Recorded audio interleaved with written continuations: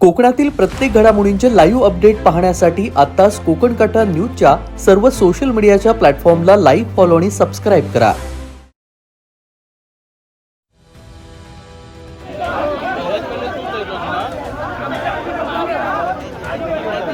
खेड फुरुसमधून अपघाताची एक मोठी बातमी समोर येते.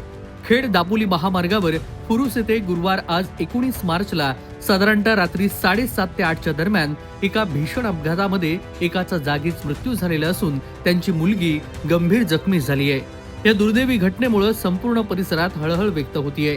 हा अपघात रात्री साधारणतः 7:30 ते 8च्या दरम्यान फुरुस येथे घडलेला आहे.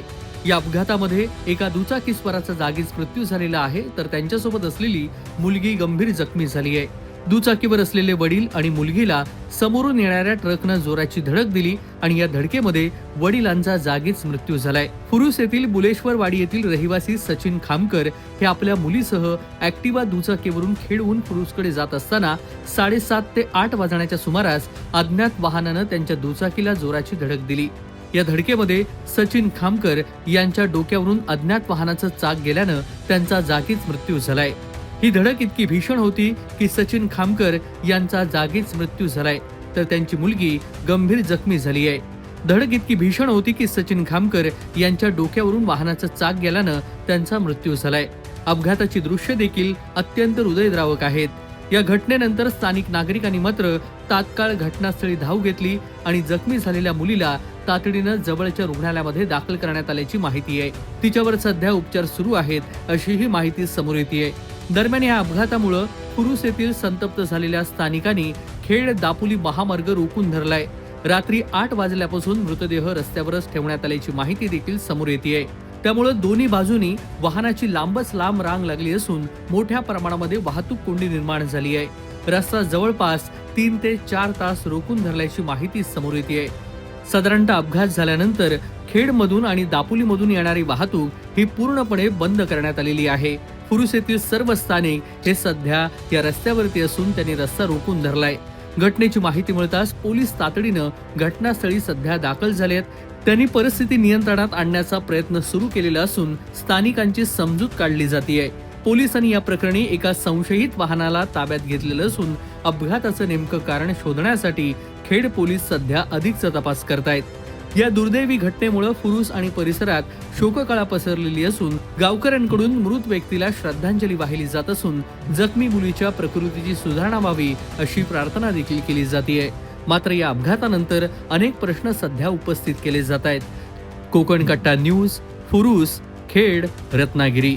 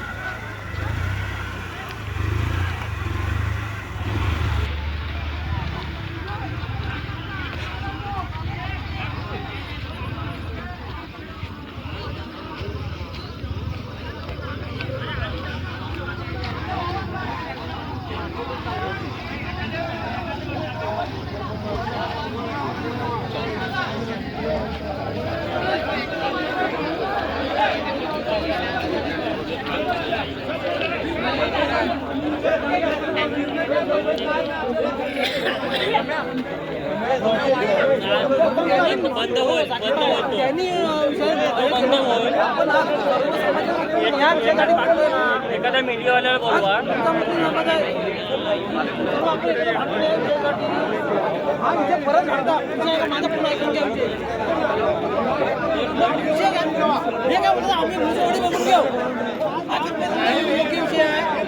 सोन्याला एकटाच बोलतो तो.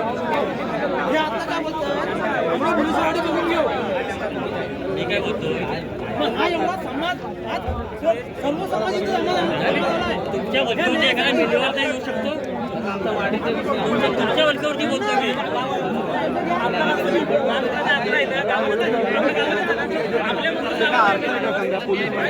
हे जर बाकीचं काय असतं तर पोलीस ताबडतोब दांडके घेऊन काय वेळ पण लागला नसता.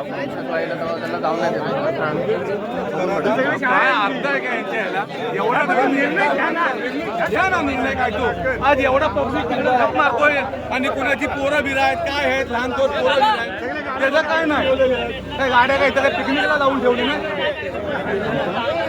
काय पोलीस पण काय लेवलचे आहेत ते बघा.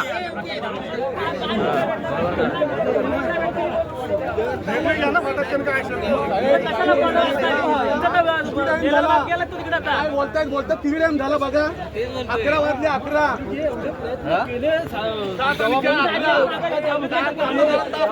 वेळे म्हणून केले का इथं आपल्या माणसासाठी केले ना प्रयत्न आहे सर्व. आता पोलिसांचं सर्वांची आपण भांडणं उपस्थित केली सर्व काही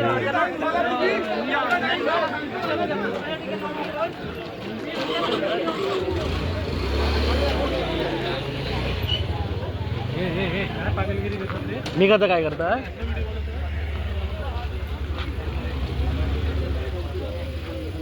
आम्ही कुठलं पण घाटात कोण पण तेच बोलतो.